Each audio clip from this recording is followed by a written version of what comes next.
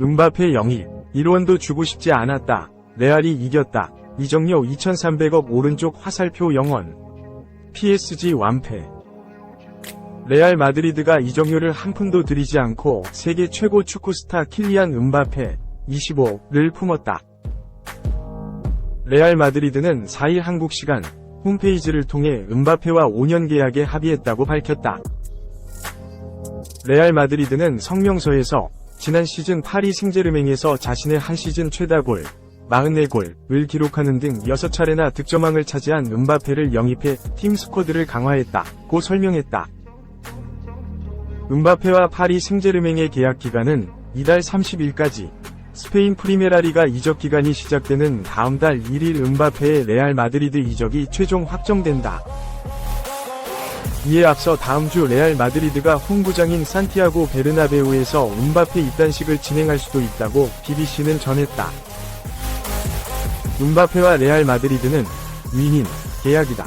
레알 마드리드는 음바페를 자유 이적으로 영입하면서 이적료를 투자하지 않았다. 대신 이 돈이 고스란히 음바페에게 향했다. 음바페는 레알 마드리드로부터 매 시즌 1,500만 유로, 약 224억 원을 받고 계약금으로만 1억 5천만 유로, 약 2,242억 원을 챙긴다. 이번 계약으로 음바페가 벌어들이는 돈은 2억 2,500만 유로, 약 3,362억 원에 달한다. 음바페는 여기에 더해 레알 마드리드가 그의 초상권을 활용해 얻는 수입의 일정 부분도 가져간다. 이적시장 전문가 파브리치오 로마노 기자는 음바페는 2022년 파리 생제르맹과 재계약한 이후 레알 마드리드의 신경을 다시는 건드리지 않기로 했다. 올여름 프리미어리그 클럽을 포함해 어떠한 곳도 고려하지 않았다. 고 자유계약으로 레알 마드리드로 향하는 걸 일찌감치 결정했음을 알렸다. 또한 플로렌티노 페레스 회장은 파리 생제르맹에 적은 금액도 주기 싫어했다. 기다림 끝에 FA로 음바페를 영입하게 됐다. 라고 전했다. 음바페와 레알 마드리드는 오랫동안 연결돼 왔으며 지난 여름이 절정이었다. 이번 시즌을 끝으로 파리 생제르맹과 계약이 만료되는 음바페는 구단이 제시한 2025년까지 계약 연장 옵션 발동을 거부하면서 구단과 갈등 관계에 놓였다. 음바페가 계약 만료 후 스페인 프리메라리가 레알 마드리드로 FA 이적을 희망한다는 것이 이유였다. 레알 마드리드의 오랜 관심 속에 음바페를 지켜왔던 파리 생제르맹은 음바페가 계약 연장을 거절하자 이적료 없이 보낼 수 없다며 이번 이적 시장에서 방출을 추진하는 쪽으로 방향을 틀었다. 나세르 알켈라이피 파리 생제르맹 회장은 우리 입장은 분명하다. 음바페가 남고 싶다면 새로운 계약에 사인해야 한다. 물론 우리는 음바페가 잔류하기를 원한다. 세계 최고의 선수를 공짜로 떠나보낼 수 없다. 불가능하다고 밝혔다. 음바페가 FA 이적과 잔류 시 받을 수 있는 잔류 보너스 등을 이유로 이적을 거부하자 파리 생제르맹은 내쫓기 위한 작전을 펼치기 시작했다. 음바페를 아시아 투어에서 제외한 것을 시작으로 투어 포스터는 물론이고 홈페이지에서도 음바페의 사진을 삭제했으며 무엇보다 1군 훈련 제외라는 강수를 뒀다. 로리앙과 개막전 소집 명단에서 제외된 음바페는 이적생 우스만 덴벨레와 함께 경기를 관중석에서 지켜봤다. 그러나 음바페는 사우디아라비아 구단 알힐랄의 거액 제한을 거절하는 등 완강하게 버텼다. 이적 시장 마감일이 다가오면서 음바페를 자유계약으로 잃을 수 있다는 파리 생제르맹의 불안감은 더욱 커졌다. 그런데 파리 생제르맹이 음바페를 향한 태도를 바꾸면서 상황이 달라졌다. 음바페는 1군 개막전을 관중석에서 지켜봤고 이후 1군 훈련에 돌아왔다.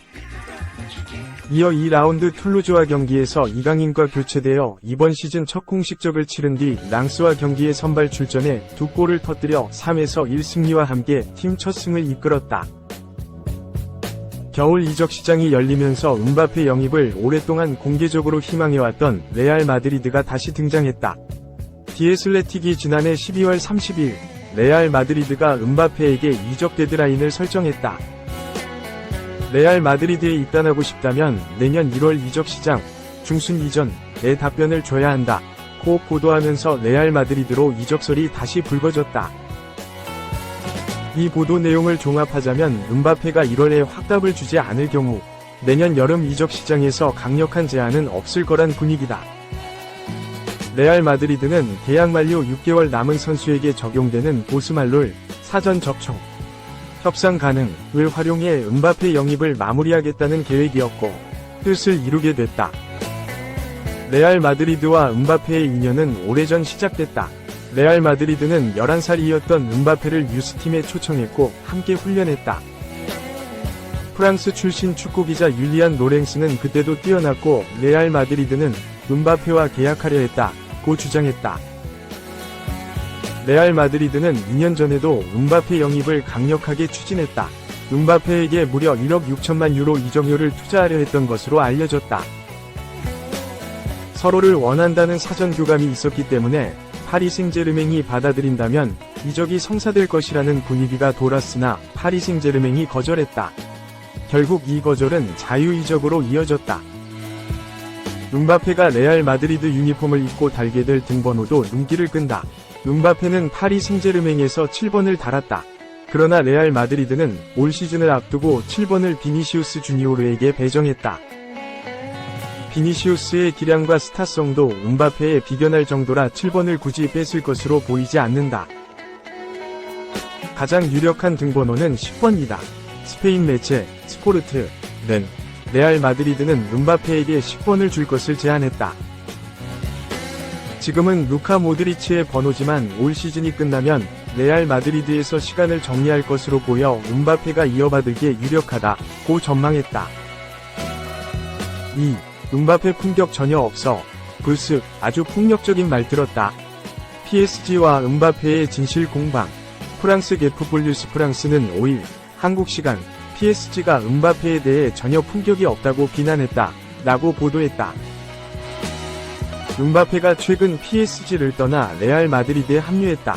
이적 과정은 썩 좋지 않았다. 2023에서 24시즌을 앞두고 음바페가 PSG와 재계약을 하지 않을 거라는 소문이 돌았다. PSG는 음바페를 설득하려고 했지만 실패했다.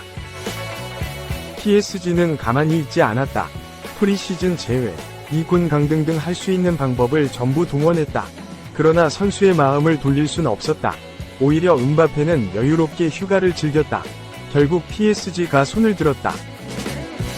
물론 아직 PSG와 음바페의 관계가 완전히 끝난 건 아니다. 현지 보도에 따르면 음바페는 PSG로부터 2개월치 임금과 보너스를 받지 못했다. 음바페가 최근 기자회견에서 PSG에 대한 이야기를 꺼냈다. 그는 안심이 된다. 세계에서 가장 큰 구단인 레알 마드리드에 매우 겸손한 마음으로 도착했다. 레알 마드리드 플로렌티노 페레스 회장에게 감사하다. 그는 첫날부터 날 믿어줬다. 라며 이야기를 시작했다. 음바페는 레알 마드리드 입단에 대해 만족감을 드러냈다. 그는 정말 행복하다. 내 얼굴에서 미소를 볼 수 있듯이 난 매우 행복하다. 행복한 선수는 훨씬 더 좋은 성적을 낼 수 있다. 난 꿈의 구단에서 뛰게 된다. 최소 5년은 레알 마드리드에 있을 것이다. 라며 기뻐했다. 음바페는 이적 의사를 밝힌 후 PSG에서 뛰지 못할 뻔했다고 고백했다. 그는 시즌이 끝나고 떠나고 싶다는 의사를 밝힌 후 더 이상 PSG에서 뛰지 않을 것이라는 사실을 이해했다. 아주 폭력적인 말을 들었기 때문에 확신이 들었다. 라고 밝혔다. 이어서 루이스 엘리케 감독과 루이스 캄포스 단장 날 구했다. 그들이 없었다면 난 다시는 경기장에 발을 들여놓지 못했을 것이다. 라고 설명했다. 음바페는 지나간 시즌에 대한 아쉬움을 전하는 동시에 다가오는 시즌에 대한 각오를 다졌다. 그는 그래서 올해는 내 야망이 달랐다. 내 기준에는 미치지 못했으나 경기를 뛰고 우승 트로피를 들어올린 것만으로도 큰 자부심을 느꼈다.